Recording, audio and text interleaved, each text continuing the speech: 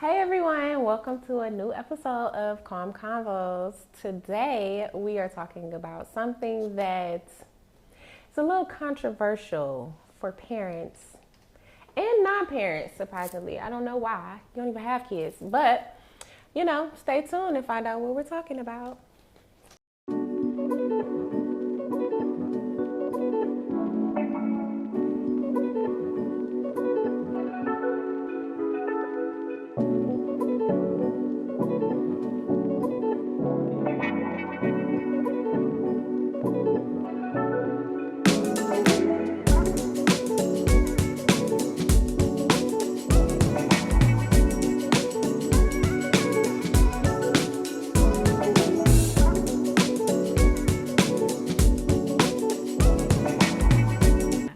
Okay, so I know the suspense is killing y'all.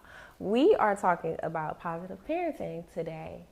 And before you turn it off, don't turn this podcast off. I just want to give y'all the information, clear up some misconceptions that you may or may not have, and just let y'all know what the truth is, what it is, what it's not. So, first, let's talk about what positive parenting is at its core. Basically, it is showing respect. It is making sure that your children still have their dignity. It's about compassion. It's communication. Those are just a few things that go into what positive parenting is. For me, to be a positive parent or practice positive parenting, whatever you believe it to be. So I'm gonna clear up what positive parenting is, because it takes all of those things, but it also takes self-awareness in the parent. It's not something that you just do like playing a sport. This is something that you are. So it's about your awareness of activities and habits and behaviors that you have that you want to improve on and that you do not want to pass on to your children.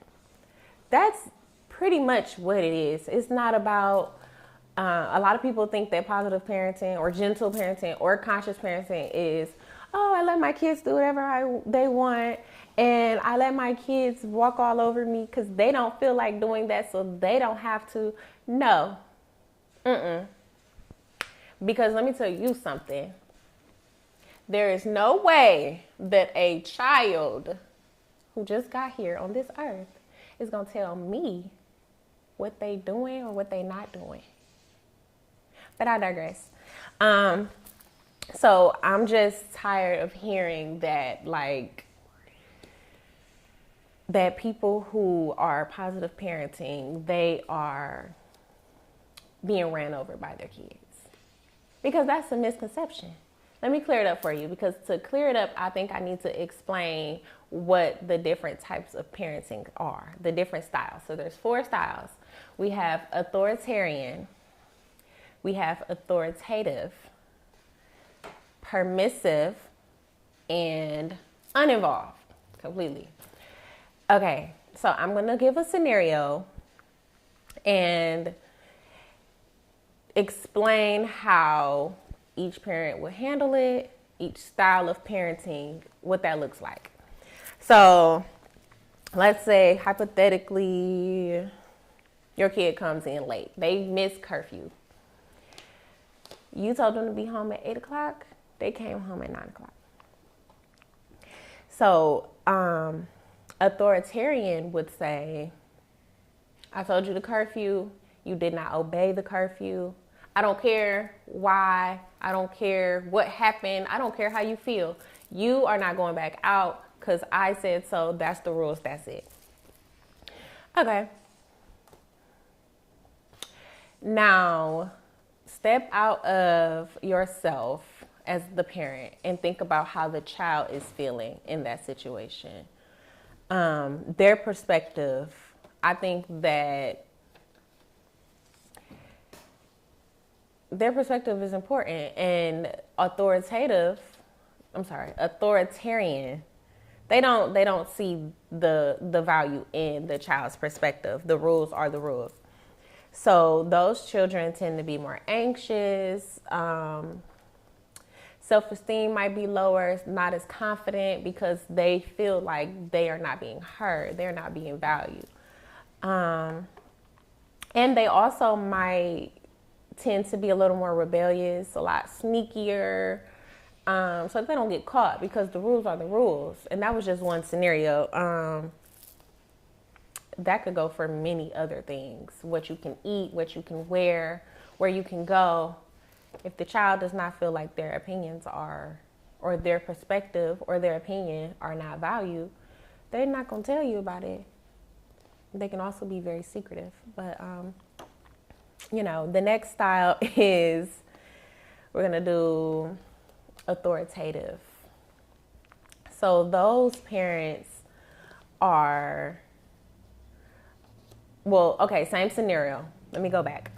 Same scenario. You came in late. You supposed to come in at 8. You come in at 9.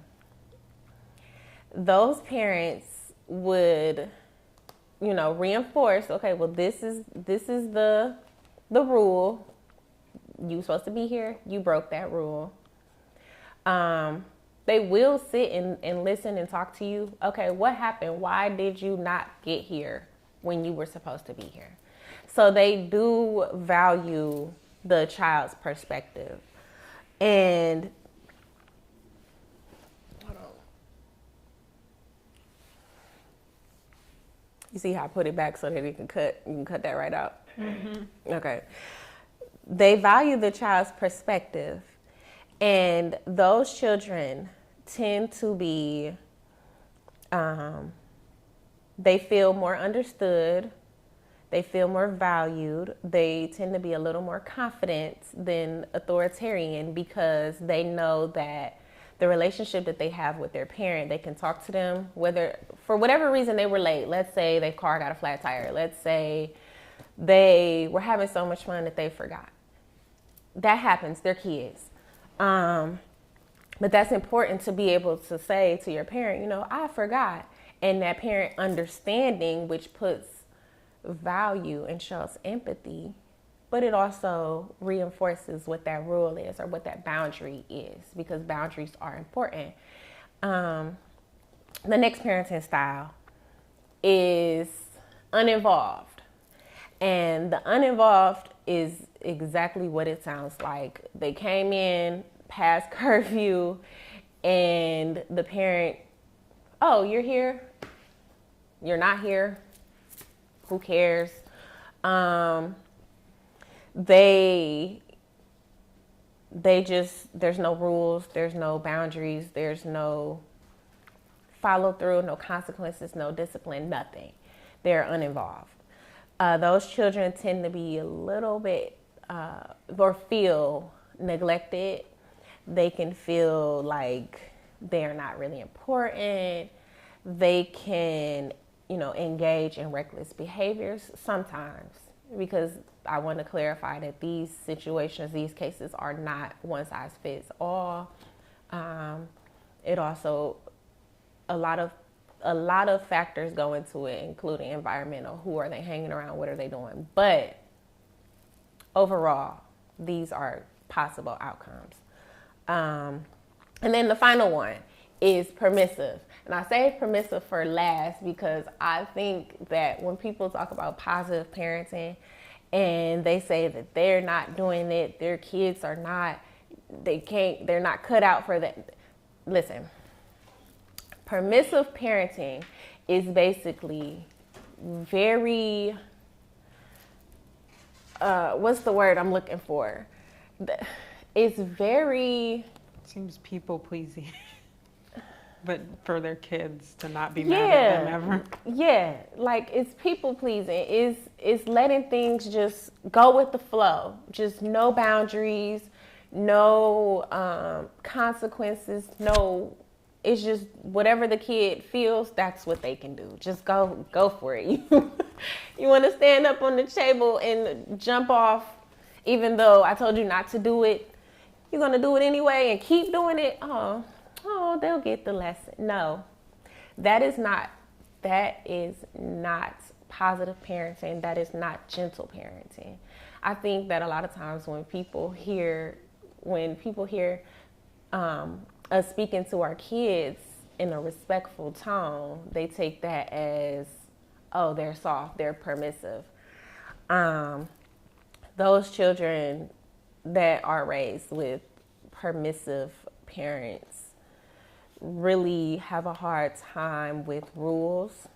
And this goes for school, work, home, other family members' houses, rules, because they don't have that structure. They lack structure, and that's a very, very important word that I want to emphasize.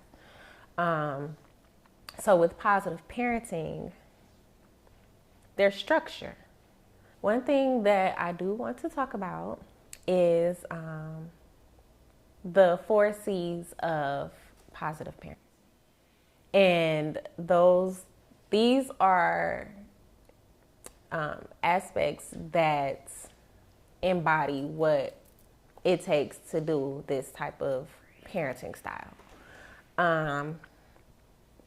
So the first C we have is connection. And with connection, I heard this quote I went to a networking mixer that was hosted by the Cleveland Transformation Alliance. My good friend, Khadijah Fair. She was a guest on the show a couple weeks ago. And actually, correction, Khadijah Fair was on last week's episode, breaking the myth of perfect parenting.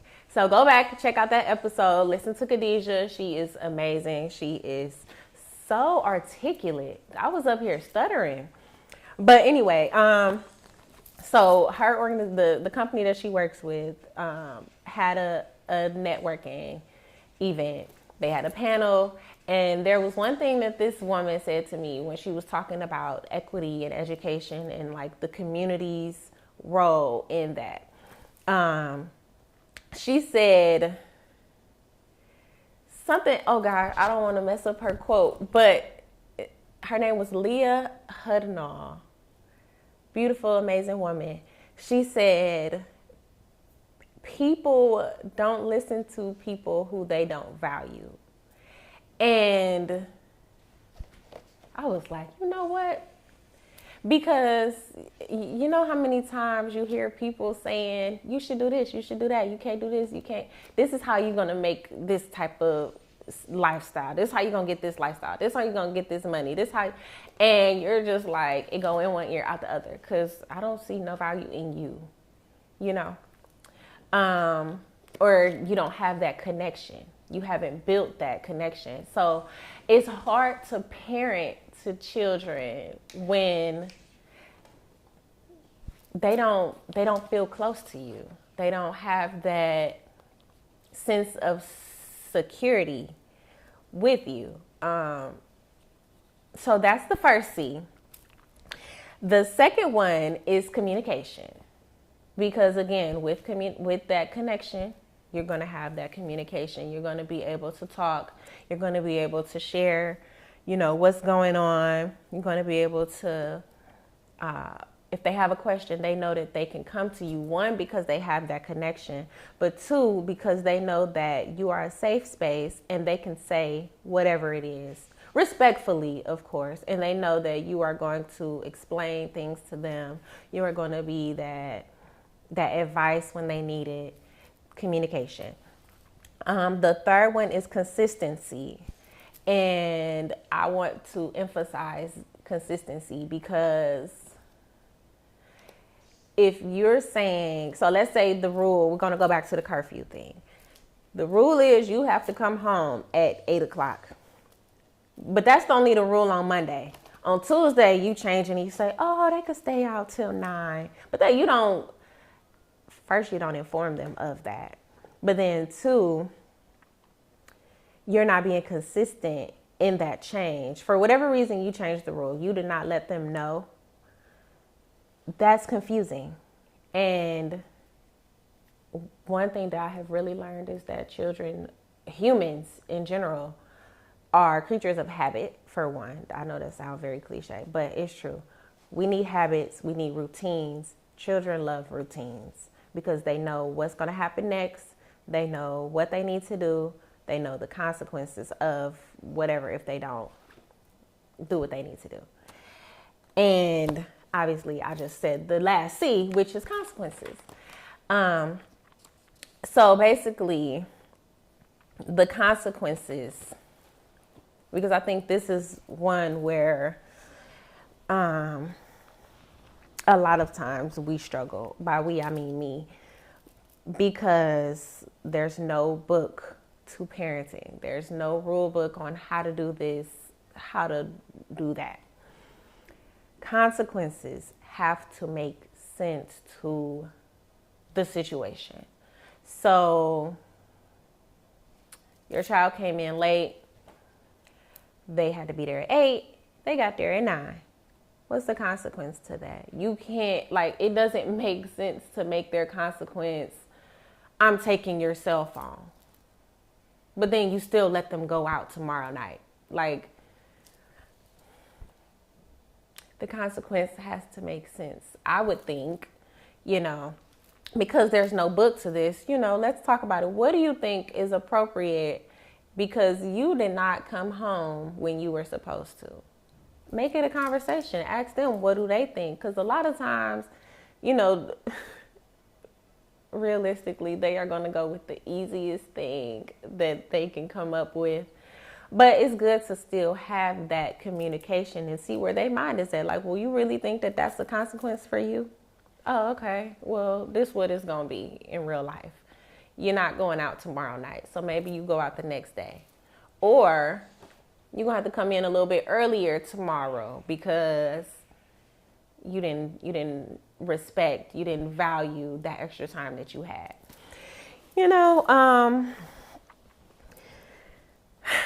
The consequences portion is something that I've been thinking about because, every Thursday, I do a Thoughtful Thursdays post on the Instagram. You can find it at Calm Combos Podcast. It'll be right here. But so every week I just create some type of prompt or some type of discussion where, I encourage everyone who sees the post to respond. And one of them was,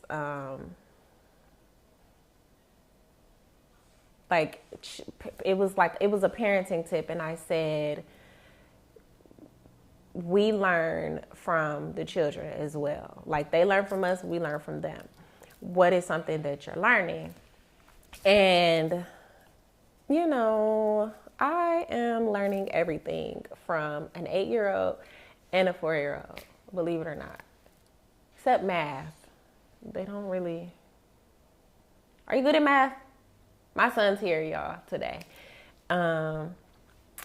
But he's actually great at math. I think I might learn from him. But okay, so I digress. The thing that I shared on the post was that I'm learning the consistency portion of this. I'm still working on being consistent, and it's reflected in just my everyday life. There's things that I want for myself. I graduated school, shout out to me, but it's okay, what's next?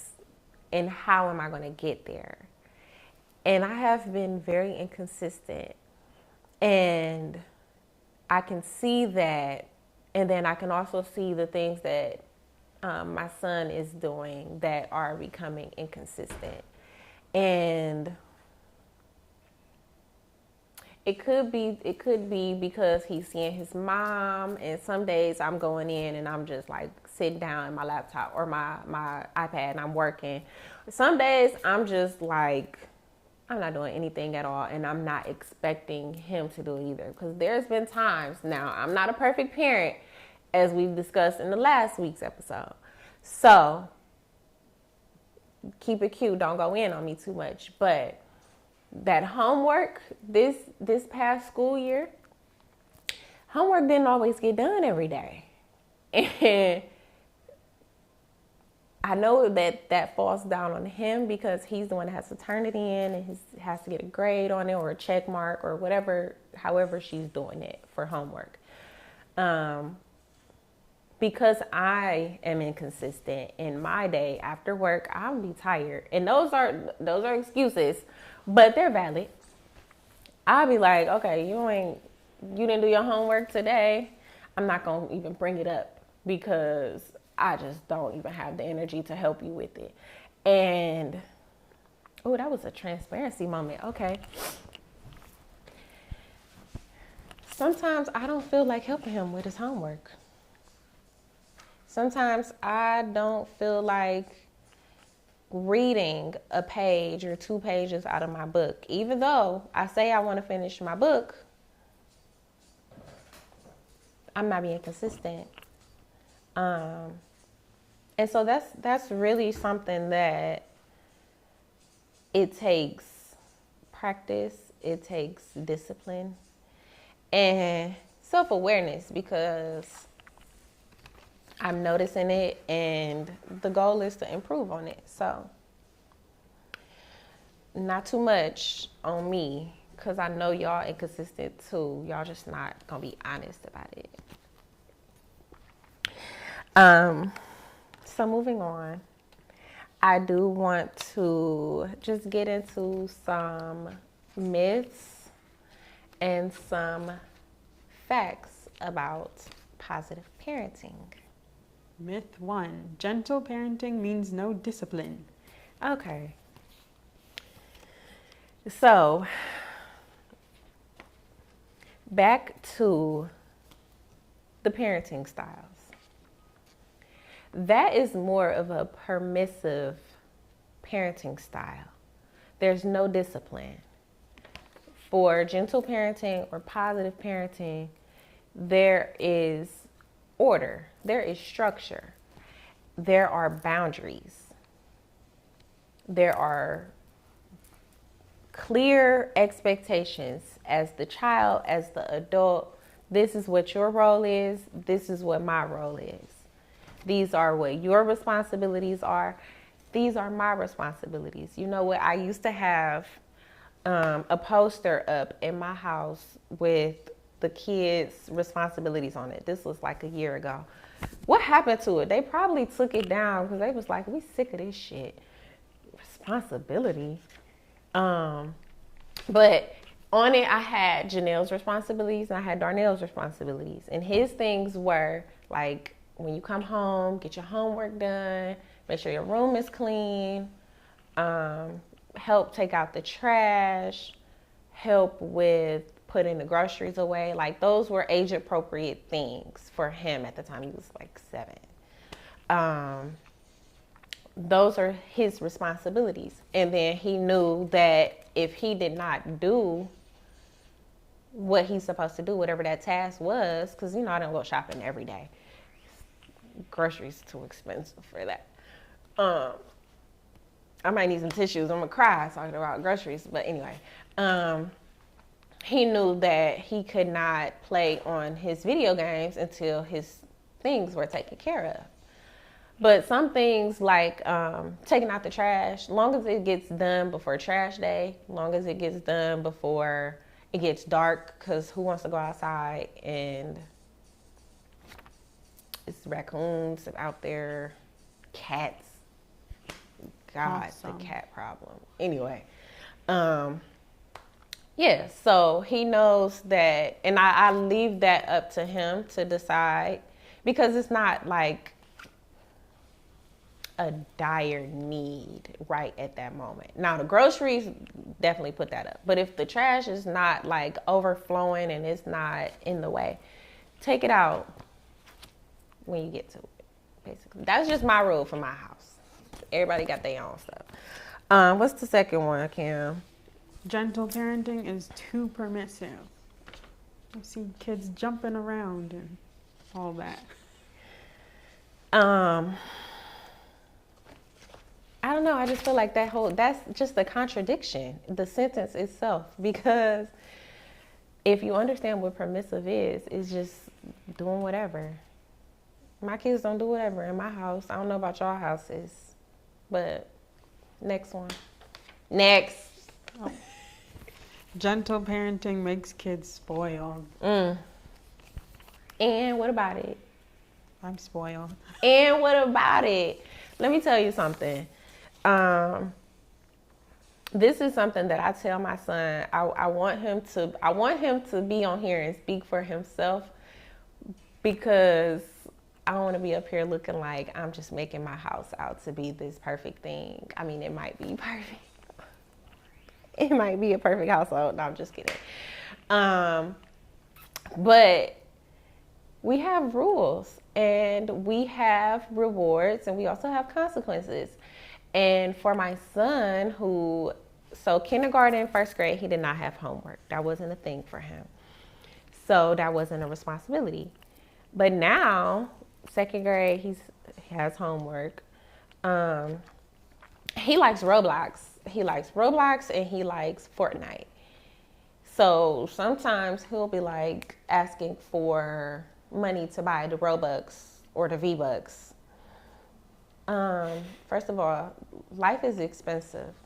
So we're going to have to come up with some type of way for you to earn these things, because I'm not just going to be spoiling you and buying you Robux and V-Bucks whenever you ask for them. They're expensive. And he don't just want the $7.99 package.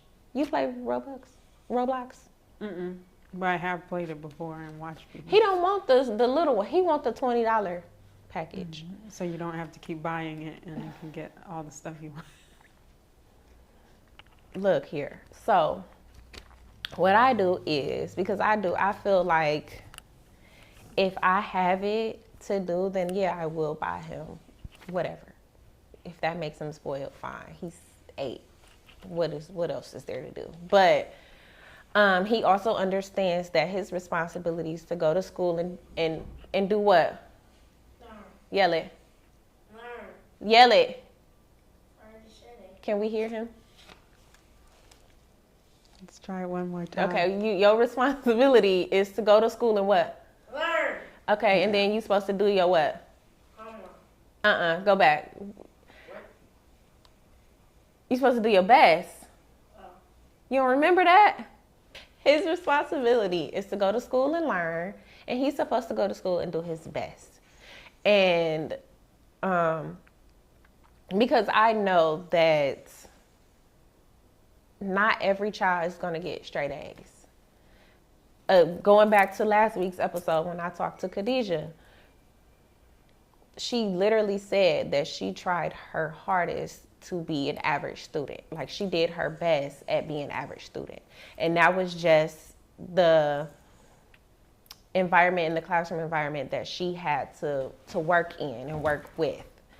So, and I know that for me, like when I was in middle school, elementary through middle, I was straight A student.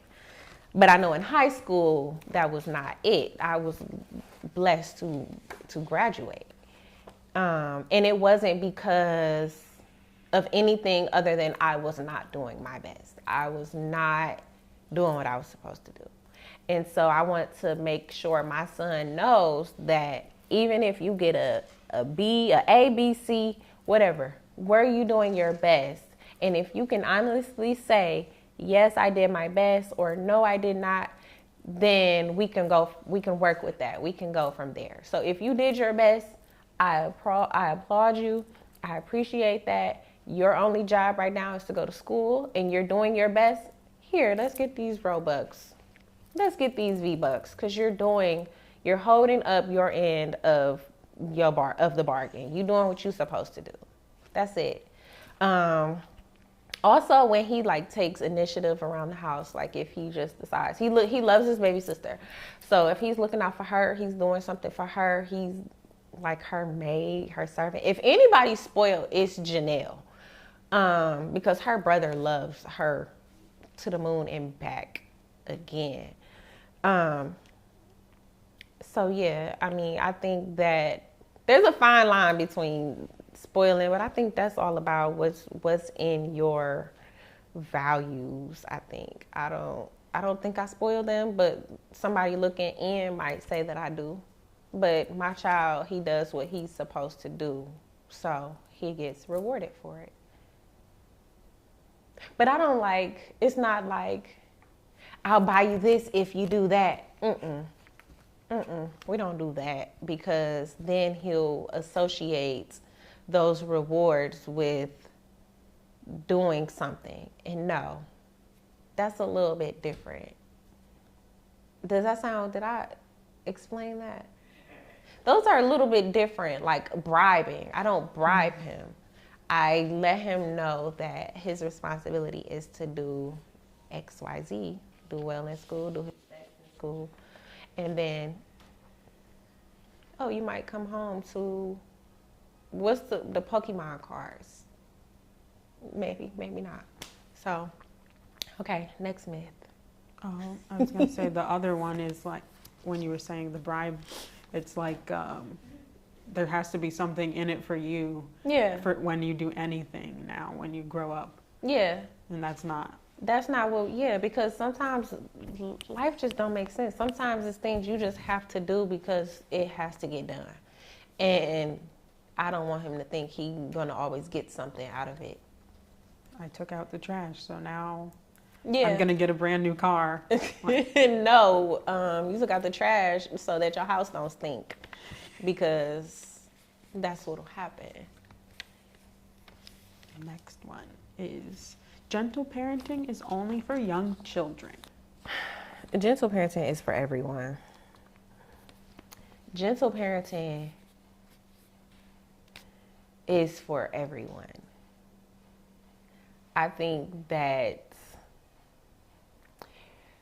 people think that, I don't know, maybe like younger children are more agreeable. They are not going through that teenage phase of rebellion and just breaking rules. I don't know. But honestly, I think that the teenagers need it the most, because there are so many factors that go into their lives. There's so many influences. They're in school. They at a certain age, they can hang out. They can have a curfew. They are without adult supervision 100% of the time. They're being exposed to so many things in the world, social media, children who are growing up in much, much different households. Some of them healthy, some of them not healthy. They are just around so many different things.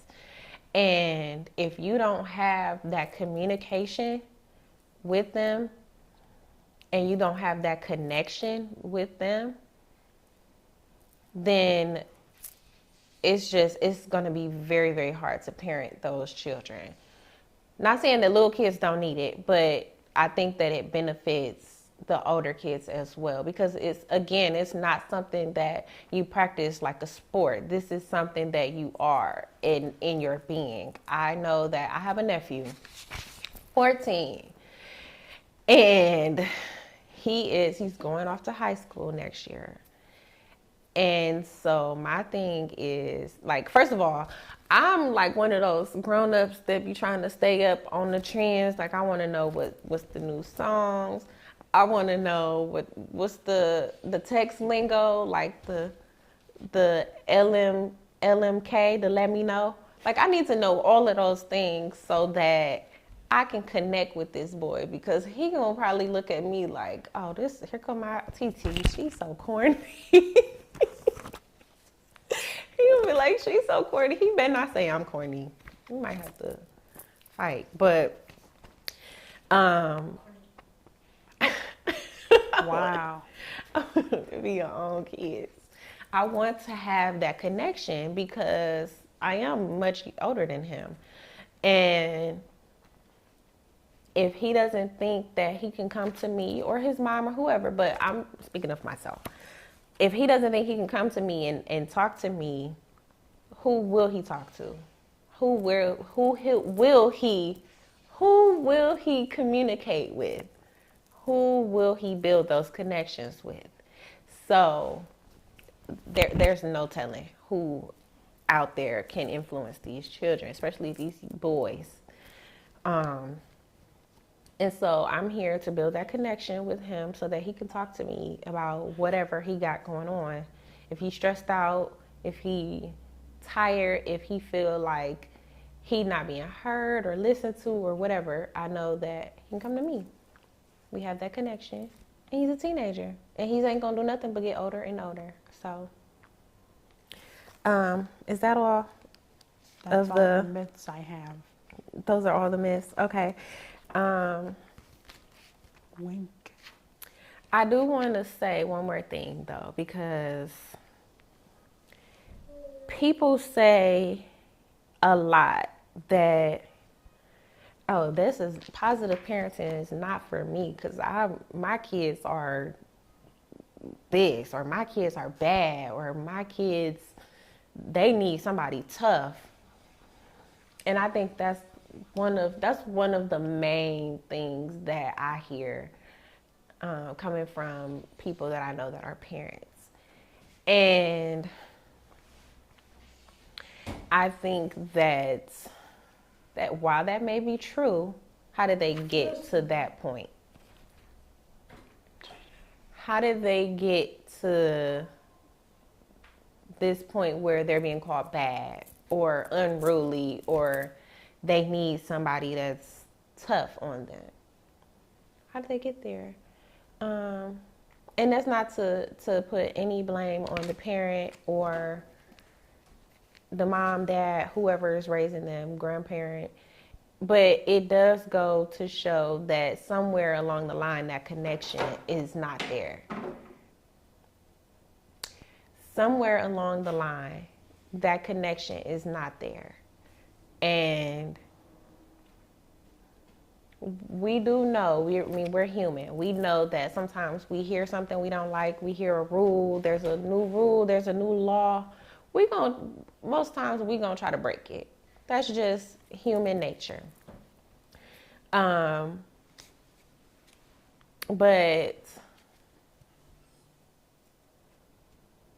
I think the first step would be to build that connection back with them, to letting them know this is a safe space. My job here is to help you. My job here is to protect you.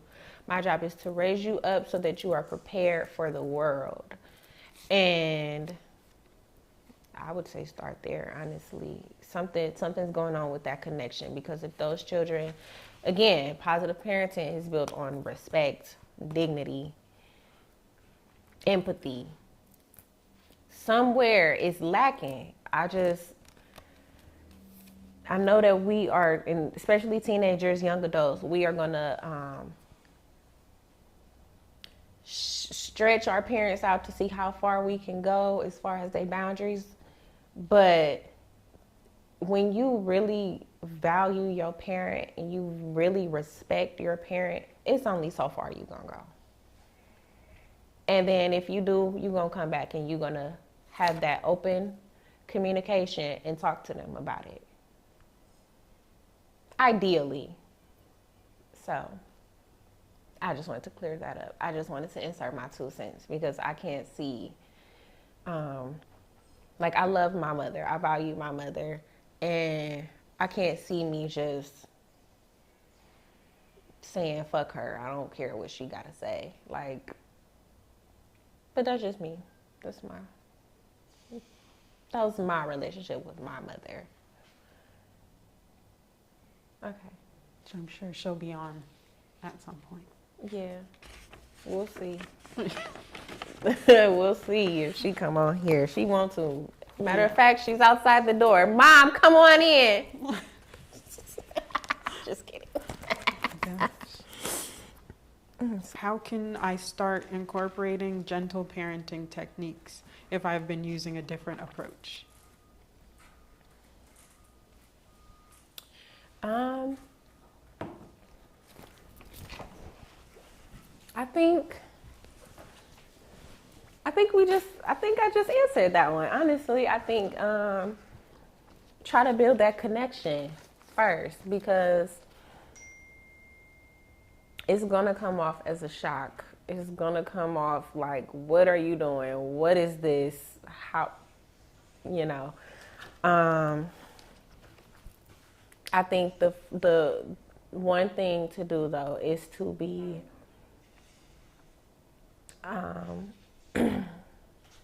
set those boundaries and be consistent in those consequences. That's a start, but also I think even before that, I think we need to understand and identify what things may trigger us, and what behaviors. I know sometimes crying, for example, or tantrums from the younger kids is like a trigger for many adults. Like I've heard so many times, oh, just give it to him. I don't want to hear him crying. Or I'm guilty of this too myself. Okay, go in there when you're done crying, then you come back and talk to me. I think that's a little bit different than just giving them what they're crying about, because it's not teaching any of those skills of patience. It's not teaching, rules and boundaries, self-control. So I would say just to figure out what it is that may trigger those responses from you, those unhealthy, excuse me, that may trigger those unhealthy responses of like aggression. Some people hit when they get upset. Like when they're triggered, they want to hit, they want to fight, yelling or withdrawal completely. Try to figure out what those triggers are. Yeah, I was going to ask like a follow-up, like if you're the kind of parent that you got into it in the third episode, but like spanking if they're crying or having a tantrum instead of like gentle parent, what the gentle parenting option would be. Okay, so in a scenario like that, and they're willing to learn. Yeah, I think that's probably like one of the biggest ones, especially with the younger kids, is the tantrums and falling out. But I've worked with that before. I've worked with my own kids, so I think my kids are my guinea pigs for other people's kids. When they are falling out and they are having a tantrum, a lot of little kids' tantrums include biting. I hate to be those people, but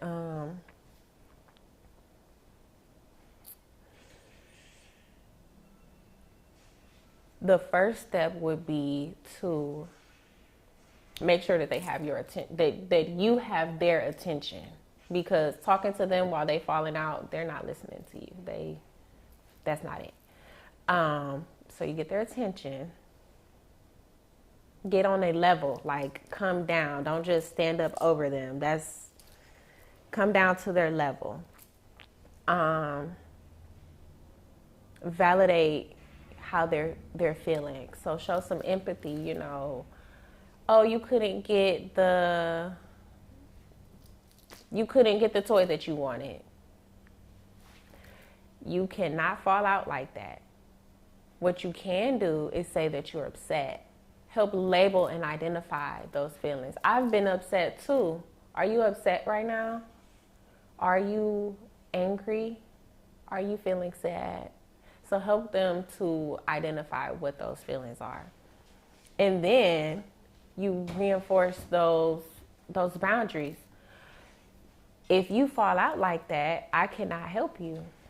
If you are screaming over me, if you are hitting, if you are biting, I cannot help you. I cannot support you.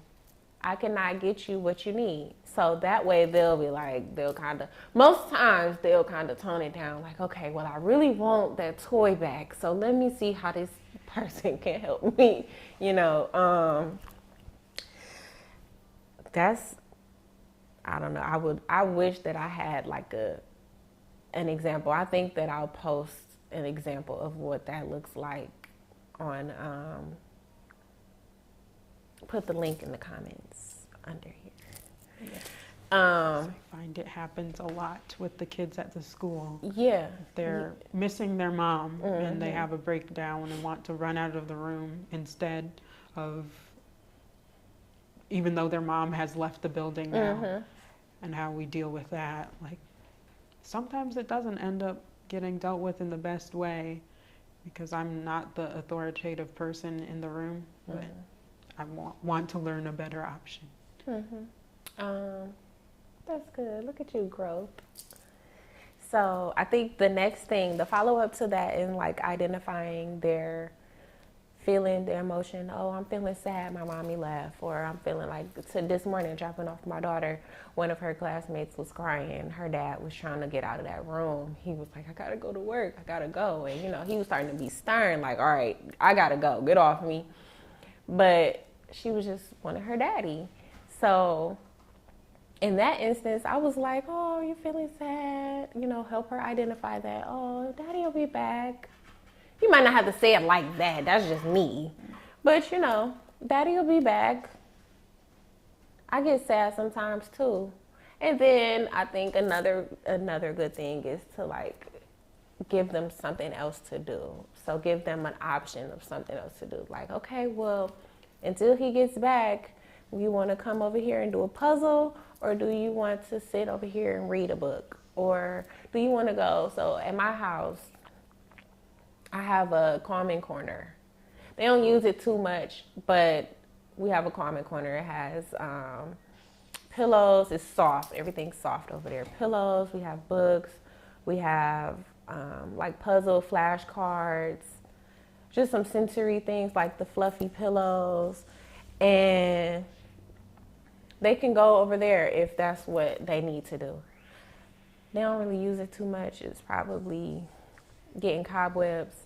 But, it's a space they know that if they need to go and self-regulate, if they need to go calm down, if they need to just be alone. Also, in the classroom that I used to work in, well, a lot of the classrooms are doing it now, and I think that is amazing, is creating those type of centers for the kids where they can just, as soon as they come in the classroom, if they know that it's a rough day, they say good morning, they may not say good morning, and they just go right over there. And they are not disrupting anybody from learning. They are not harming anybody or themselves. They are just calming down. So that's something that you could try for the after school thing. Like, okay, give them. So the tip and the trick to kids, because they are very easily influenced, I think,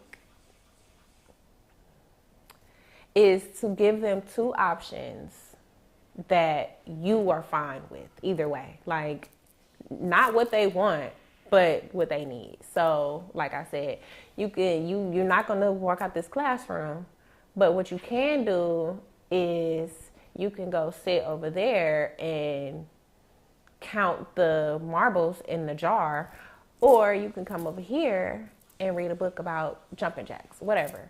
Because those two options, they're safe, they're preoccupied, and they'll be able to calm down after that. Thank you. I think that there is no way that might work on a kid who is just way past, like, their regulation, their self-control is just far gone. It's not always that simple. It's not always that easy. So then you got to get creative. Thank you. How does gentle parenting help in breaking generational cycles of trauma?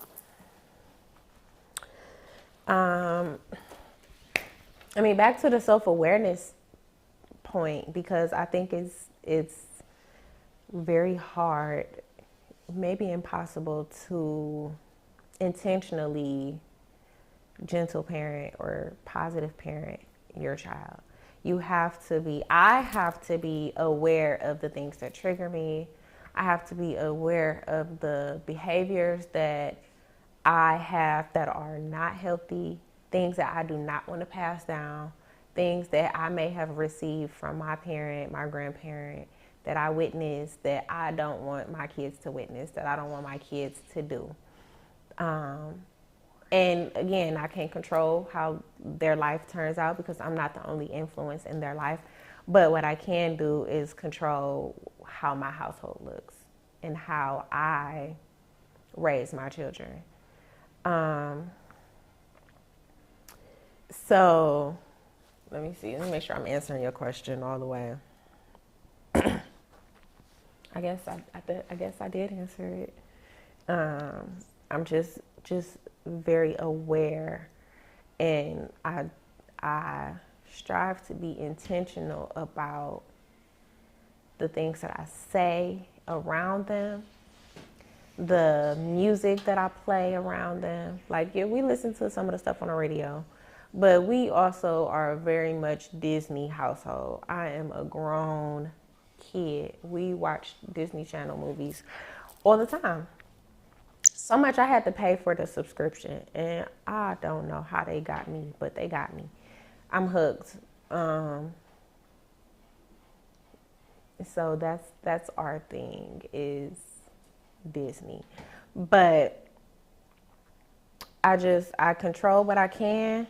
I do what I can, and then I just pray that God is watching over them for things that I can't. Can you do an episode on gentle parenting for yourself, or something short like that? Like I've seen it with, like, you're making sure all the stuff. I mean, if you don't have kids, you still use some of the same techniques on yourself because you grew up with a authoritative parent or Authoritarian. Yeah, authoritarian. Is that so you saying, like, parenting yourself? Mm-hmm. The reparenting part. Or something to think about. Wait, ask me again. So are you saying, like, how would you do it, or what are you asking? I guess, like, yeah, how would you do it, and how would the listeners do it?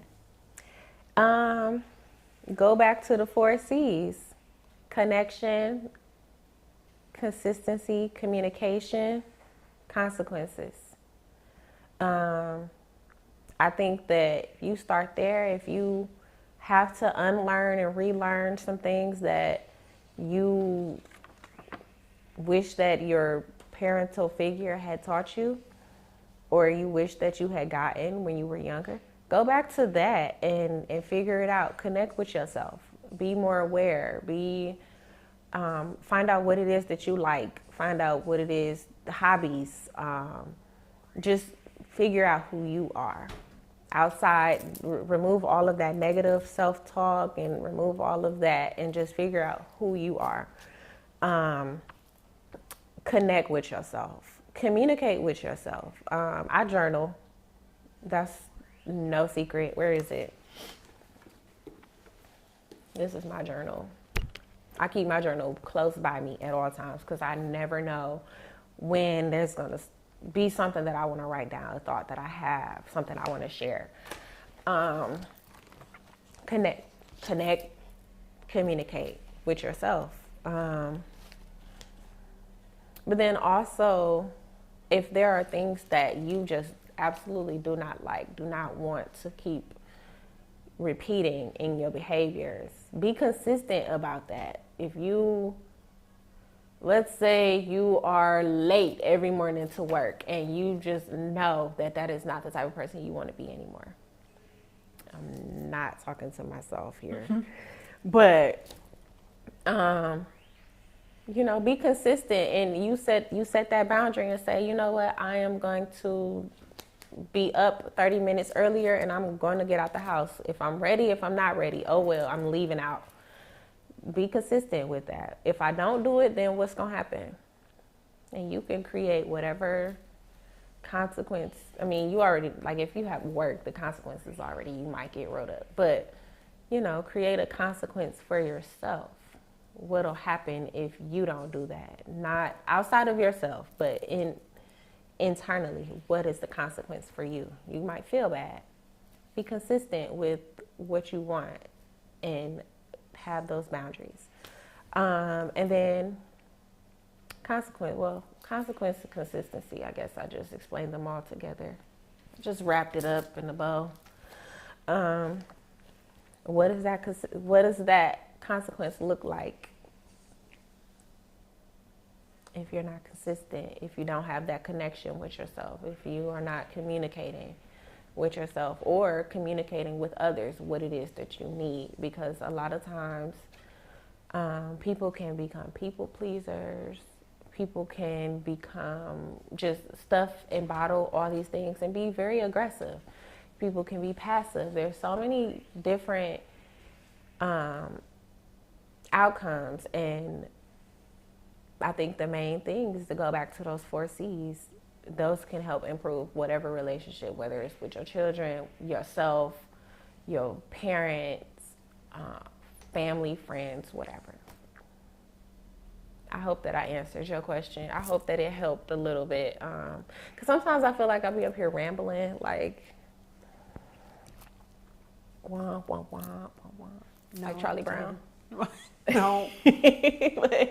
but I hope that it helped. Now. Like, I don't ever want these episodes. Okay, let me finish my first thought. I don't want these episodes to be like, I am preaching at people, like, do it this way, do it that way. Like, I am the expert on my own life, nobody else's. And that's why I make it a point to not insert my 2 cents into nobody's life unless they are specifically asking me, because first of all, the disclaimer is I am not responsible for what happens to you after you do what I said. So, but also because people are in control of their own behavior. So if you like what I'm saying, that's great. I love that for you. But if you don't, take it with a grain of salt. Take what you need and leave the rest. I just don't want to be like preachy. But the topics that I chose are things that I'm actually living and going through and have gone through. So it's not like I'm telling people how to raise their kids and how to do it better. I'm telling them how I'm raising mine and what's working, what's not working, and what I need to work on. Because everything is work. Cue that one Rihanna song. Work. Okay. I don't know if we could do that without getting sued. Rihanna, please don't sue us. Okay. Okay, so I appreciate everyone for watching this episode. Like I said, these are topics that I'm actually living. I'm not just talking about it, I'm actually being about it. I'm not gonna tell you something that I pulled out of the air and I didn't apply it to my own life first. With that being said, I do want to leave this episode with the Jules Gem. It's a quote that I found that I thought fit perfectly with this episode. It is, children are not things to be molded, but are people to be unfolded, by Jess Lair. And I think that I really appreciate that quote because it helps. And hopefully you guys can see that we are not here to control other beings. We are here to guide. We are here to be examples. We are here to help them to step into who they are. Children, step into who they are and, reveal who they are. So unfold their true selves. And too much of our influence on them could overshadow who they are. We want children to feel valued. We want children to feel heard. We want them to feel appreciated. We want them to feel important because that's what they are. And so along with that quote, I also want to share this Bible verse. Train up a child in the way he should go. Even when he is old, he will not depart from it. That is Proverbs chapter 22, verse 6. And again, I think it fits perfectly with this episode. I think that it's important to have a guide that knows more than you do. I am not perfect. Jesus knows all the things, not me. And so that's who is my teacher. And to pass down what he's teaching me, I'm going to teach my children. So that when they get older and I'm not here and they can't come talk to me, they can't come ask me for advice, they have those values in them to know which way to go. I saw a podcast I was listening to earlier, and they were saying that positive parenting, gentle parenting is not a Christian thing. Like, Christians should not practice positive parenting. And, you know, I sometimes like to listen to things because let's hear a different perspective. Like, I don't want to be biased. Okay, let's hear what they were saying. And a lot of the things were basically, they were, again, confusing permissiveness with authoritative. And I don't like that because I am very much a Christian. I very much follow Jesus. I very much believe that I cannot just let my kids run amok and do whatever they want to do. There has to be order because God loves order. So how is positive parenting not for Christians? I watched the episode for like 30, 40 minutes. And it was a very conservative episode. And it's just, according to these values of empathy, respect, dignity, how are those not aligned with the fruits of the Spirit? Love, joy, peace, long-suffering, temperance, self-control, goodness, you know. I don't know. I digress a little bit, but I just felt like I had to share that little bit. And so thank you all for joining me on this episode of Calm Convos. And I hope that something that I said stuck with you, because if it don't apply, let it fly. Thank you. See you next time. And don't forget, you can always follow us at Calm Convos Podcast on Instagram. You can follow me personally at cupofjewels_. And the LaunchArts Media at LaunchArts Media on Instagram. And all of those things will be down here. All right. See y'all next week. Bye.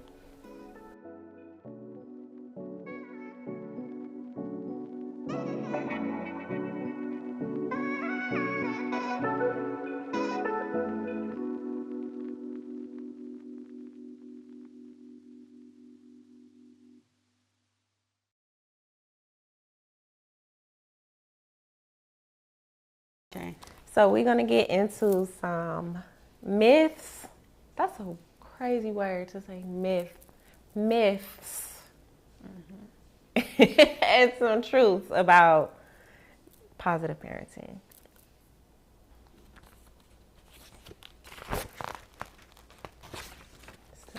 It's not coming. I ripped it. Oh, cut that out. It's gonna be in the bloopers. Oh no.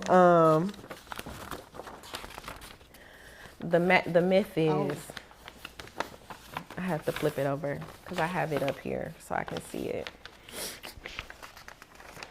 Not too much, Cam. Not too much. Okay.